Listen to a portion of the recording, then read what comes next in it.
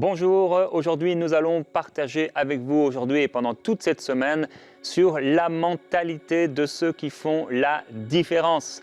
Et aujourd'hui particulièrement cette question, quelle direction donnes-tu à ta vie? Et pour cette série, cette semaine, nous avons la grâce et le privilège de recevoir Jean-Claude Tshipama. Alors il a plusieurs casquettes, il est le directeur adjoint et administrateur de la banque Equity, la banque commerciale du Congo. Il est également pasteur des églises ICC. Il est un écrivain et un auteur, auteur de 7 livres et particulièrement un entrepreneur, 12 sociétés à son actif qu'il gère. Beaucoup de travail et bien sûr bien une belle expérience et je pense que pendant cette semaine, je crois que vous allez être bénis à travers les exhortations et les temps de prière qu'on va avoir ensemble. Alors sans plus tarder, je te laisse la place, on va écouter maintenant le pasteur Jean-Claude. Merci beaucoup, Jérémy. Merci, c'est un privilège pour moi d'être là. Donc, je rends grâce à Dieu pour ces instants que nous voulons passer ensemble. Je remercie vivement toute la direction de EMCI et de Paroles Inspirées, Prières Inspirées, de pouvoir permettre à ce que je puisse partager une réflexion, un temps de prière avec vous. Aujourd'hui, nous voulons discuter de quelle direction donnes-tu à ta vie? Où est-ce que tu veux aller? Quelle est la volonté de Dieu sur ce que tu dois accomplir? La question est fondamentale parce que c'est la volonté de Dieu que tu réussisses. Nous allons lire dans Jérémie, chapitre 1er, le verset 5. « Avant que j'eusse formé dans le ventre de ta mère, je te connaissais. » Donc Dieu déclare ici qu'il te connaissait avant même que tu sois formé dans le sein de ta maman. Je t'avais consacré et je t'avais établi prophète. Ça veut dire que je t'avais donné un but déjà dans les profondeurs de ton existence, de l'appel à ton existence. Dieu était déjà en train de préparer un plan pour ta vie. Donc, quelle direction veux-tu donner? Quelle direction est-ce que tu donnes à ta vie? Où est-ce que tu veux aller? Quelle est la volonté de Dieu sur ta vie? La question, elle est fondamentale. Si je veux aller d'un point A à un point B, il faut que je sache où je suis et la destination que je vais aller. Je vais aller, admettons que je vais aller à l'aéroport, il faut que je sache à quelle distance est l'aéroport, donc ma destination c'est l'aéroport, de là où je suis, combien de temps est-ce que ça me prendra en fonction du moyen que je veux utiliser pour arriver à l'aéroport. Donc c'est important de pouvoir savoir la destination. Où est-ce que tu veux aller? Quelles études tu veux accomplir? Quel type de travail tu veux faire? Quel type de femme, d'homme que tu veux devenir? Quelles sont les étapes dans lesquelles tu veux passer pour atteindre quel but? Rappelez-vous, pour aller à l'aéroport, j'ai besoin de la destination, du temps de trajet, j'ai besoin de connaître le moyen par lequel je vais arriver à l'aéroport.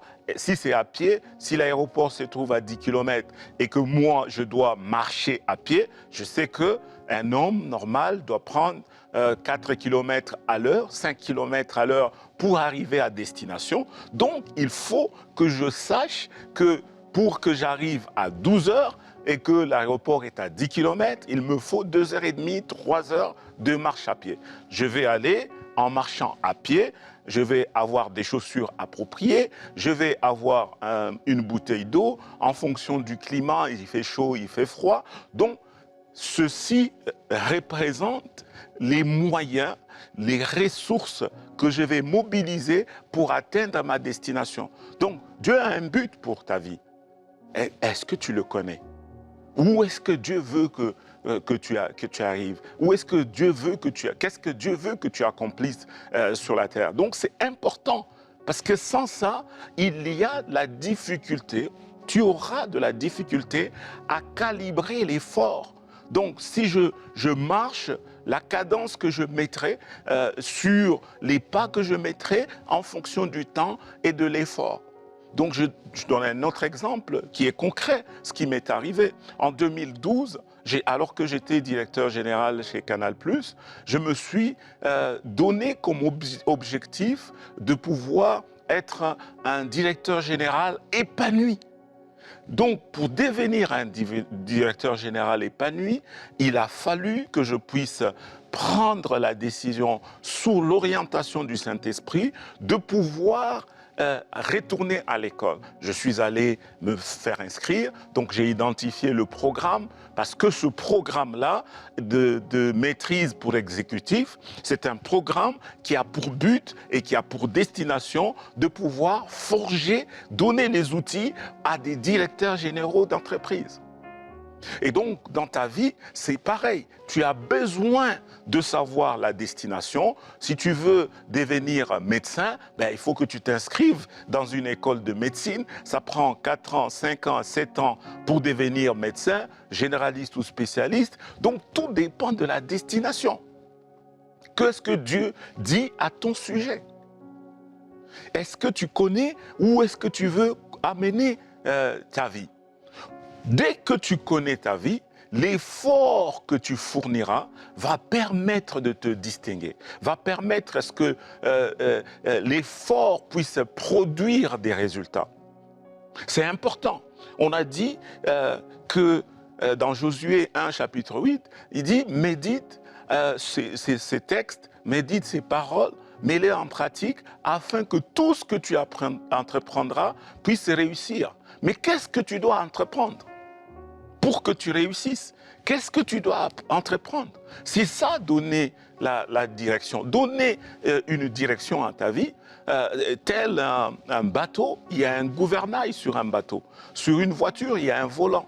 Sur un vélo, il y a un guidon.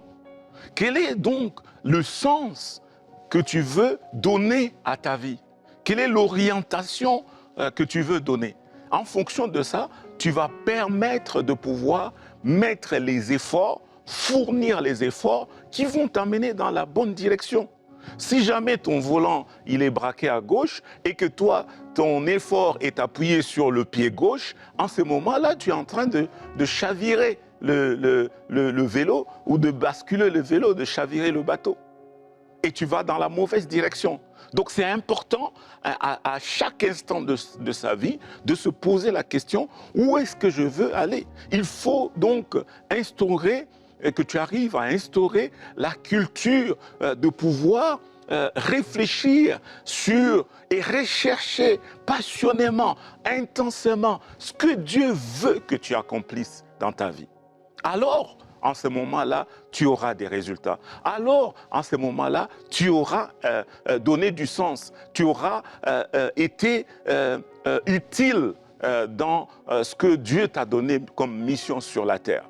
Et il y a tellement de choses à accomplir sur la terre. Donc, si nous devons réfléchir sur dans quelle direction est-ce que je dois donner ma vie, ça veut dire qu'il faut que j'arrive à identifier mon guidon, que j'identifie ce avec quoi j'ai besoin d'atteindre le but. Dans l'exemple que j'ai donné du retour à l'école, ça veut dire que le but, c'est que je veux m'épanouir, je veux augmenter mes connaissances, je veux plus d'outils. Donc, en ce moment-là, je décide de retourner à l'école, alors que je suis déjà en poste comme directeur général, comme dirigeant d'une entreprise, d'une organisation. Mais ce n'est pas suffisant, parce que pour maximiser le potentiel que Dieu a mis en moi, j'ai besoin des outils. Et pour ça, il a fallu que je retourne à l'école. Mais qu'est-ce qui s'est passé? De 2014 à 2016, je suis retourné sur le banc de l'école. En 2016, d'aucuns pouvaient me poser la question, mais pourquoi? Tu es déjà directeur général, mais ce n'est pas la finalité d'être directeur général.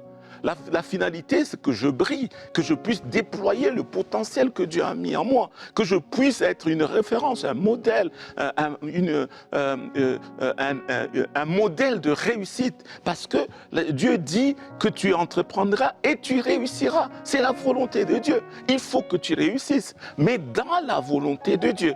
Et donc, dans ce cas-là, tu as besoin de pouvoir t'agenouiller, de te mettre en instance de soupir devant le Seigneur, en disant « Seigneur, montre-moi, Éclaire-moi, guide-moi, montre-moi ma destination, le but pour lequel j'ai été créé.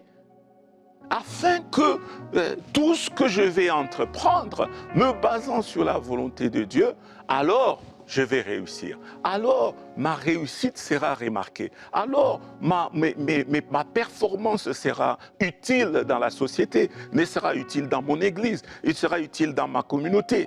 Donc j'ai besoin de connaître cette destination. Quelle direction est-ce que tu donnes à ta vie? Cette mentalité, il faut absolument que tu demandes, que tu développes la mentalité d'aller chercher la volonté de Dieu sur ta vie, afin de bien aiguiller, afin de bien conduire cette vie. Et la parole de Dieu est claire. Hein? C'est une confirmation que déjà avant les débuts du temps, Dieu dit que je t'avais établi comme prophète. Donc ça veut dire que je t'avais donné déjà un but. C'est clair. Alors, si tu te poses la question, est-ce que je suis en train de faire le bon métier? Est-ce que je suis à la bonne place? Est-ce que je suis au bon endroit? Est-ce que je suis dans le bon territoire? Est-ce que je suis dans le bon pays? Est-ce que je suis dans la bonne ville? Est-ce que je suis dans la bonne entreprise? Est-ce que là où je suis, c'est là que Dieu veut que je sois? Telle est la question.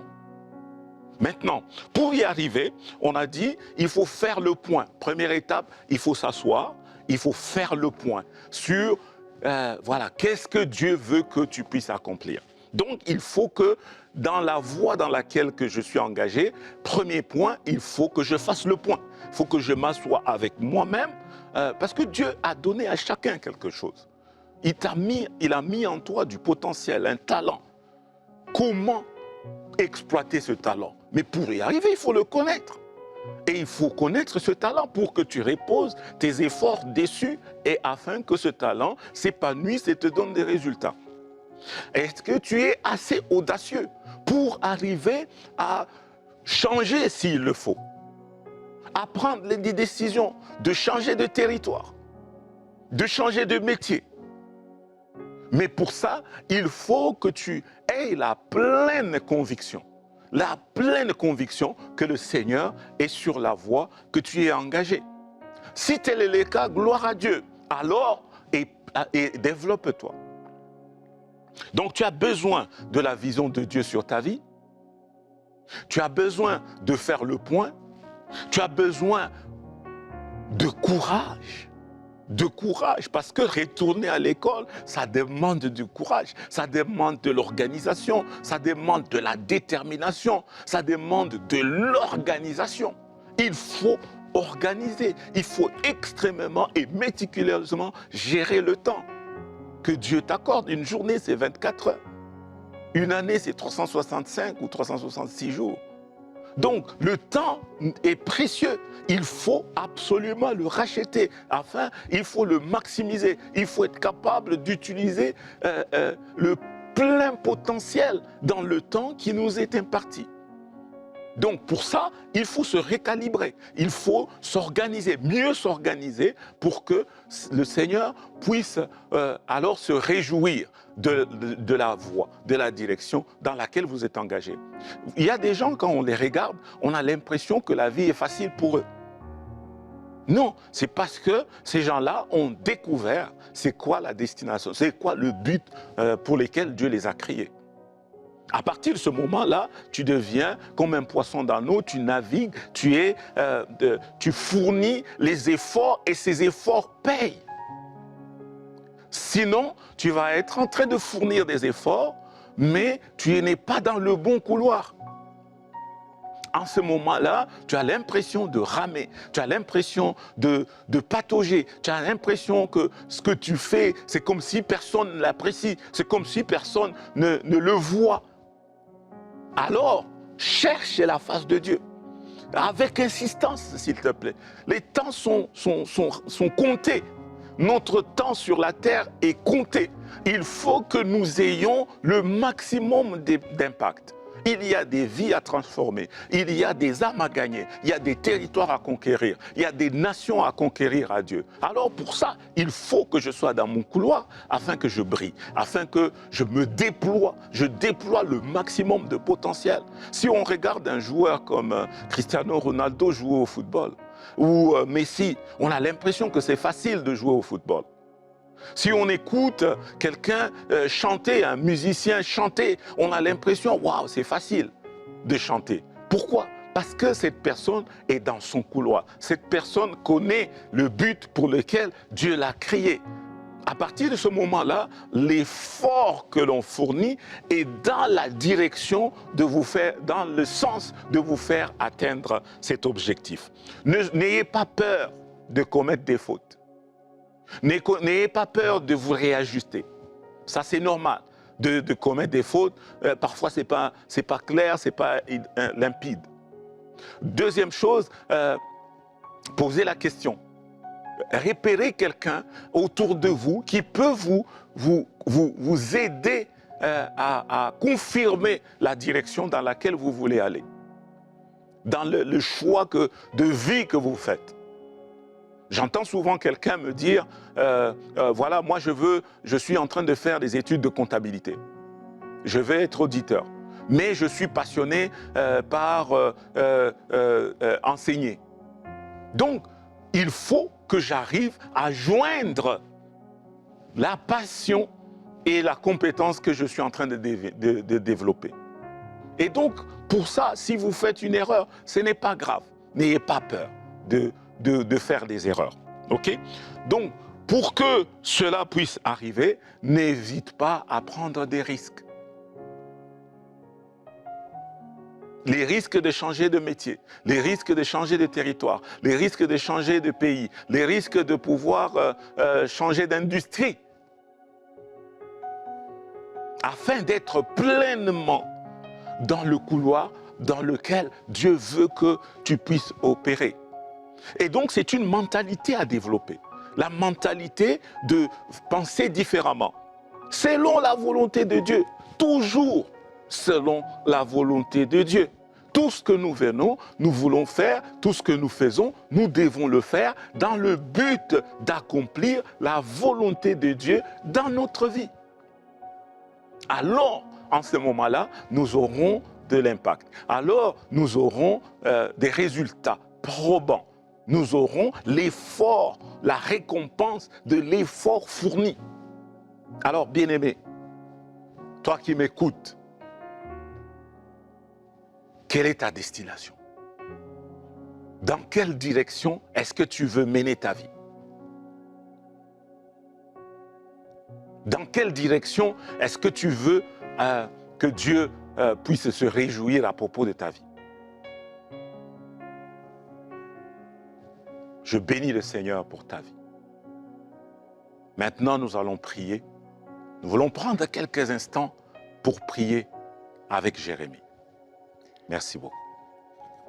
Amen. Nous voulons prier ensemble, frères et sœurs, et après avoir entendu ces paroles, vous réalisez peut-être que vous n'avez pas fourni les efforts nécessaires, vous êtes dans une mauvaise direction, vous avez eu peur de l'échec. Et nous voulons prier maintenant que le Saint-Esprit puisse réellement vous inspirer. Père, nous voulons te remercier. Aujourd'hui, tu veux nous amener, Seigneur, à sortir du statu quo. Tu veux nous amener, Père Céleste, à prendre la bonne direction. Et nous prions, Père Céleste, afin que tu puisses inspirer tous ceux qui ont entendu ces paroles maintenant, afin qu'ils puissent prendre la bonne direction. Merveilleux Saint-Esprit, Père Céleste, tu es un Dieu de lumière, tu es un Dieu qui éclaire notre chemin. Tu es cette lumière qui éclaire notre chemin. Et Père, nous prions ensemble que tu puisses éclairer le chemin de ton peuple. Viens éclairer le chemin, Seigneur, de tes enfants, afin que, Seigneur, ils puissent aller au cœur de ta volonté. Comme, Seigneur, il a été dit, nous prions maintenant, et je veux t'encourager, mon frère, ma sœur, à prier, à demander au Seigneur, vraiment, dirige-moi vers la bonne voie. Montre-moi quelle est ta volonté. Montre-moi quel est le chemin. Seigneur, montre-nous quel est le chemin. Comme David, on veut dire, est-ce qu'on est sur un bon chemin? Est-ce qu'on est en train de prendre la bonne direction? Merveilleux Père, je prie pour ton peuple. Vraiment, dirige-le. Ouvre ses yeux, Seigneur. S'il y a des personnes qui sont dans une mauvaise direction maintenant et qui sont troublées à l'intérieur depuis longtemps, des personnes, Seigneur, qui sont dans des métiers, qui font des choses, qui sont à des endroits où ils ne devraient plus être ou pas être. Merci parce qu'aujourd'hui, tu viens confirmer dans leur cœur qu'il y a besoin d'un changement. Et Père, je prie pour ceux qui ont peur du changement, ceux qui font un métier, Seigneur, qu'ils n'aiment pas depuis trop longtemps. Tu veux qu'on puisse être épanoui et surtout qu'on puisse être à l'endroit, Seigneur, où tu veux que nous soyons. Alors Père, je prie, inspire ce frère, cette sœur qui est au mauvais endroit aujourd'hui et qui sait au fond de lui, au fond d'elle, que quelque chose ne va pas depuis trop longtemps. Père, nous prions, Seigneur, oui, tu dis dans ta parole, d'avoir du courage. Et Seigneur, que ce courage, Seigneur, soit leur, qu'elle puisse être remplie de courage et d'audace pour faire et changer les choses. Seigneur, nous te glorifions, nous te remercions. Ouvre leurs yeux et permets-leur, Seigneur, d'avoir assez d'assurance, d'hardiesse pour prendre un nouveau cap, pour changer de direction. Nous te glorifions pour l'onction du Saint-Esprit qui est derrière ta parole, l'autorité que tu nous donnes, Seigneur. Et si tu parles à tes serviteurs, si tu parles à quelqu'un aujourd'hui et que tu lui demandes de changer de cap, merci parce que tu as déjà tout prévu à l'avance, même s'il y aura des difficultés, même si ce ne sera pas sans défi. Seigneur, tu seras avec lui, tu seras avec elle pour l'amener dans la bonne direction. Nous te glorifions, merveilleux Jésus-Christ. Merci, Saint-Esprit. Alléluia. Oui, oui, oui. Je te prie, élève ta voix là où tu es. Dis au Seigneur, éclaire ma vie. Oui. Prends-moi par la main. Je veux faire ta volonté et uniquement ta volonté. Je veux faire ta volonté parce que Dieu a un plan merveilleux pour toi. Dieu a un plan merveilleux pour ta vie. Et Dieu veut que tu puisses remettre sur le chemin de sa volonté. Que tu te remettes sur le chemin de sa volonté. Seigneur.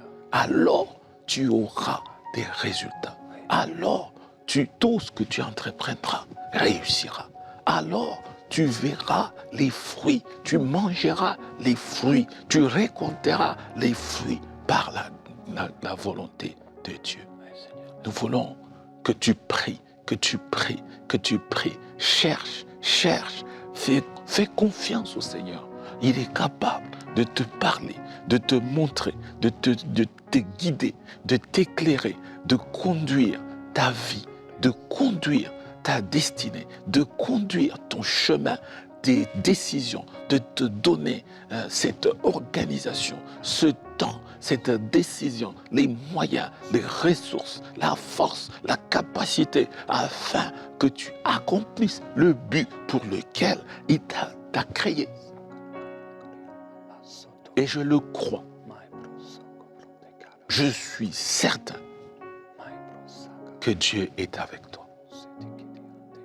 Et tout est possible à celui qui croit. Si tu crois, alors passe à l'action. Seigneur, accorde à mon frère, accorde à ma soeur la grâce, la faveur de passer à l'action. Oui, Seigneur.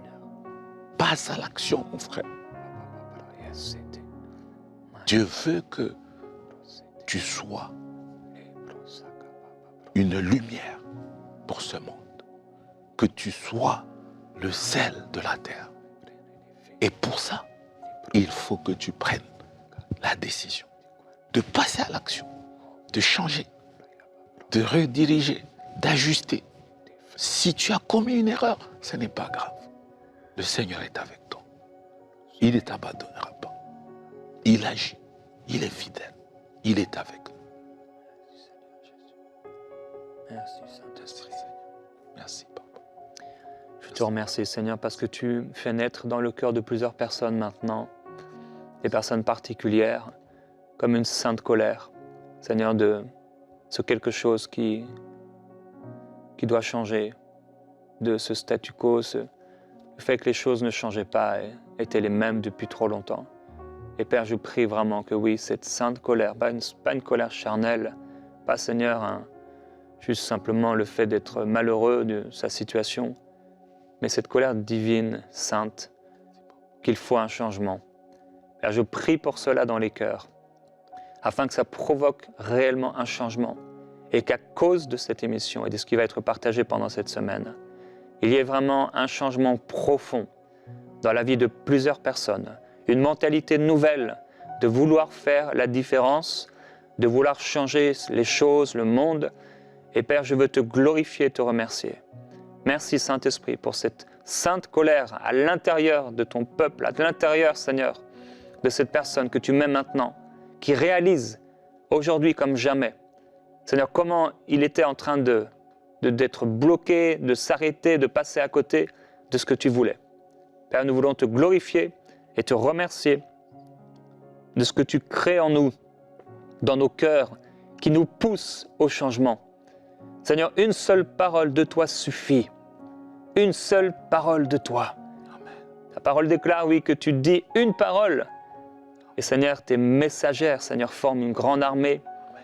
Père, qu'il en soit ainsi à celui, à celle à qui tu parles aujourd'hui, qui devient, Seigneur, ce serviteur et cette servante utile entre les mains du Maître. Père, nous prions, comme ta parole le déclare à propos d'Onésime, qui était peut-être autrefois inutile, Seigneur, qui est devenu utile. Nous prions pour tous ceux qui, comme Onésime, ont été parfois inutiles, et peut-être même jusqu'ici se sentant inutiles, alors que tu les appelais à être utiles dans le chemin, Seigneur, exactement là où tu les veux, comme dans les exemples qui ont été donnés, Seigneur, pour ceux qui chantent, Seigneur, ceux qui jouent au football ou qui font quoi que ce soit. Père, nous prions afin d'être dans le couloir, Seigneur, là où tu veux qu'on soit. Mon frère, ma soeur, je veux t'encourager. Il y a tellement plus de couloirs que tu ne peux l'imaginer. Et il y a un couloir où tu peux t'épanouir, où tu peux être heureux et servir Dieu au cœur même de la volonté de Dieu. Et en toi, tu ne peux pas accepter que tu sois en dehors de la volonté parfaite de Dieu. Nous ne voulons pas simplement de la volonté permissive de Dieu, on veut être dans la volonté parfaite de Dieu. Alors déclare et prie avec moi, Père Céleste, donne-moi de voir, Seigneur, et d'être et d'entrer, de saisir ce qu'est ta volonté parfaite pour moi. Et même si je ne discerne pas à 100% avec la lumière que tu me donnes, je veux avancer, je veux faire ce pas sans peur d'échouer, sans peur du prix à payer, de l'effort à fournir. Seigneur, permets-moi d'avoir la force nécessaire et mets en moi les sentiments, Seigneur, qui doivent être en moi. Seigneur, la mentalité, les pensées, change mes raisonnements et mes mentalités, Seigneur, qui sont peut-être certaines comme des forteresses, que ces forteresses, Seigneur, s'écartent de mon âme, s'écartent de mes pensées, afin que je puisse être au cœur de ta volonté. Oui, tu peux déclarer et prier cette prière. Nous te glorifions, merveilleux Père, parce que tu crées en nous le vouloir et le faire avec discernement, avec intelligence spirituelle. Nous voulons te glorifier, Seigneur, de ce que tu vas faire cette semaine à travers ces moments de prière et d'exhortation, parce que beaucoup vont être impactés et changés. Nous te glorifions, Seigneur. Amen, merci. On va se retrouver demain avec toi, à nouveau dans Prière inspirée. À demain, frères et sœurs. Merci beaucoup.